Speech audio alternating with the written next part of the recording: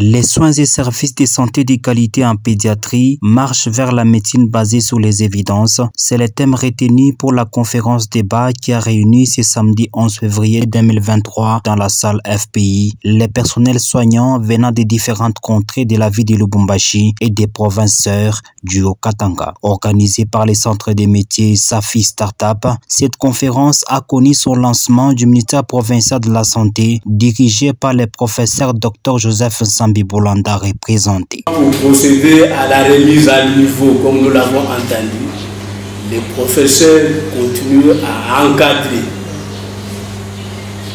les personnels qui ont été formés sur les bancs des études. Comme en cours d'emploi, la formation demeure nécessaire.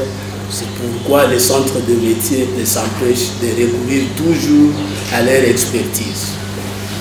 Chers participants, comme nous l'avons entendu, nous souhaitons que vous soyez attentifs parce que vous avez une lourde tâche de prendre en charge nos enfants. La fois passée, c'était le couple mère et enfant, mais aujourd'hui, nous avons la pédiatrie dont la cible est déterminée. Et comme vous le savez, nous le savons tous, les enfants portent toujours un lourd fardeau. C'est dans cette tranche d'âge qu'il y a suffisamment de cas de décès. Et alors, quand on est en face des services de soins de qualité, cela aura pour conséquence la réduction du taux de mortalité. C'est pourquoi nous souhaitons que vous puissiez profiter des renouvellements des connaissances, parce que la science évolue et qu'après cette séance, vous soyez capable de mettre en pratique ce que vous aurez appris. Quant au centre de métier, nous les encourageons et nous les soutenons qu'ils puissent continuer à œuvrer selon les objectifs qu'ils se sont assignés. C'est aussi cela, apporter l'appui à la République démocratique du Congo. Si nous sommes tous soudés les uns les autres, en marchant pour l'intérêt de la population, nous tous nous en tirerons un profit.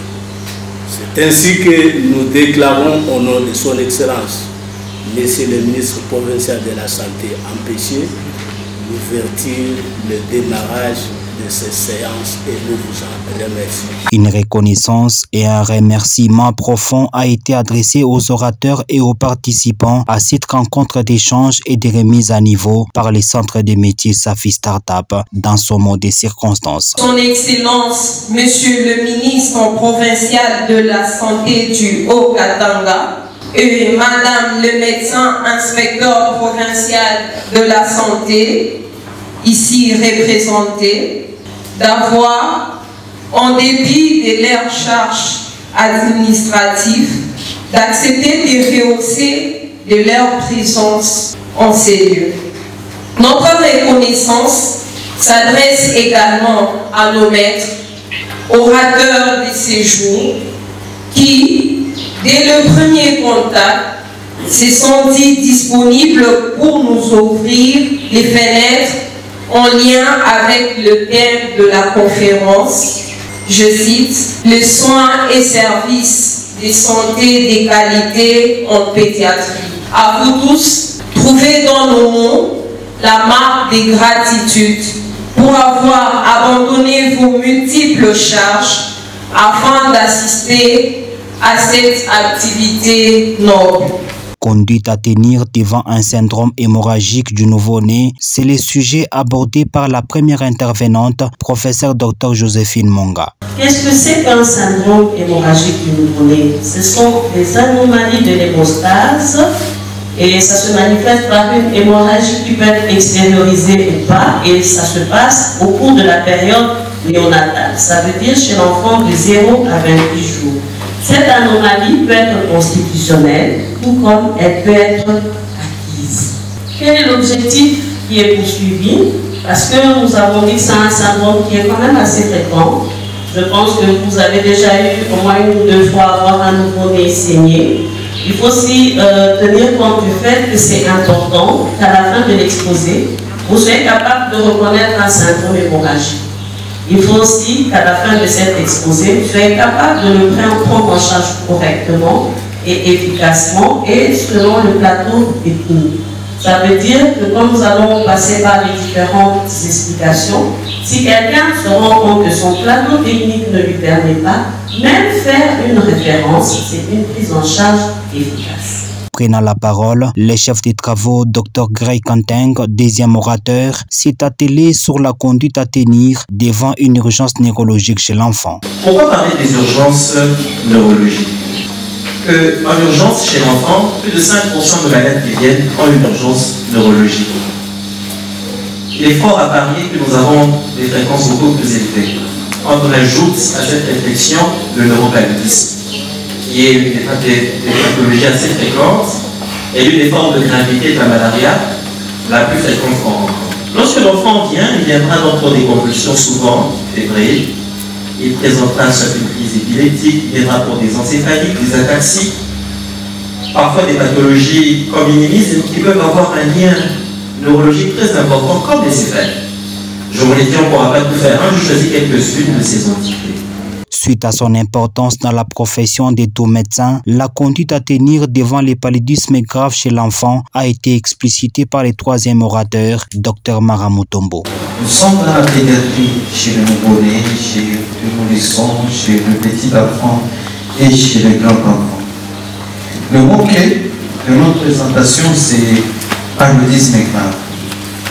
Une maladie due à un parasite qui a su garder son originalité, son actualité et puis l'antiquité, et qui a traversé les générations et qui est toujours à la une jusqu'aujourd'hui. Donc, tenez que 2021, c'est près de 247 millions de personnes qui ont été touchées par cette maladie. Et dans ce lot, c'est pratiquement 619 000 personnes qui sont décédées. Et quand on décède, c'est souvent le paludisme grave. Et ces décès concernent plus les enfants de moins de 5 ans. Et ça concerne plus encore les pays en voie de développement. Et ça concerne encore plus l'Afrique subsaharienne. Et retenez que sur ce point-là, avant de clore cette partie consacrée aux interventions des orateurs du jour à cette conférence, le professeur Dr Mick Chongo a parlé des conduites à tenir devant une détresse respiratoire et anémique chez l'enfant. Détresse respiratoire et anémique chez l'enfant. Dans la littérature, on ne parle pas de détresse respiratoire et anémique chez l'enfant. Donc nous modifions la présentation. Ainsi donc, c'est tout simplement le syndrome de détresse respiratoire aiguë de l'enfant. Et en guise d'introduction, nous allons justement prendre un des derniers articles qui définissait le terme syndrome de détresse respiratoire. Eh bien, pour dire que le syndrome de détresse respiratoire correspond à une insuffisance respiratoire aiguë, hypoxémiante, rapidement progressive, faisant suite à un mécanisme d'agression pulmonaire direct ou indirect. Indirect, par comblement alvéolaire lié à une altération de la barrière alvéolo-capillaire. Lorsque nous abordons sur cette détresse respiratoire, nous avons donc 3 objectifs. Le premier, reconnaître déjà cette détresse respiratoire. Mais si nous reconnaissons la détresse respiratoire, c'est identifier la cause. En fait, qu'est-ce qui nous amène à cette détresse respiratoire? Et enfin, la prendre en charge. Nous allons donc commencer par la reconnaître. Reconnaître cette détresse respiratoire. Dans l'objectif de donner des clartés aux zones d'ombre aux participants qui sont médecins des professions, une série de questions-réponses a été réservée. La remise des brevets aux participants était la partie ayant marqué la fin de cette conférence débat portant sur les soins et services de santé de qualité en pédiatrie.